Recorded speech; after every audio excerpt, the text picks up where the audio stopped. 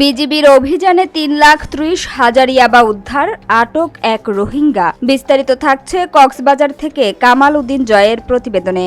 কক্সবাজারে পৃথক দুটি মাদক বিরোধী অভিযানে 3,30,000 পিস বার্মিজ ইয়াবা ট্যাবলেট উদ্ধার করেছে বর্ডার গার্ড বাংলাদেশ।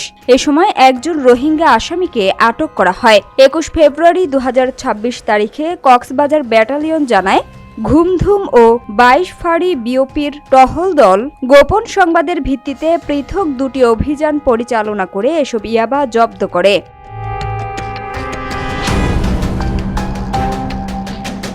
প্রথম অভিযানে ভোর 5:30টার দিকে সীমান্ত পিলার 31 সংলগ্ন কাকরা ব্রিজ এলাকায় অভিযান চালিয়ে বসির আহমেদ নামের এক রোহিঙ্গাকে 80,000 পিস ইয়াবা সহ আটক করা হয়। তিনি উখিয়া বালুখালী FDMN ক্যাম্প 9-এর বাসিন্দা বলে জানা গেছে।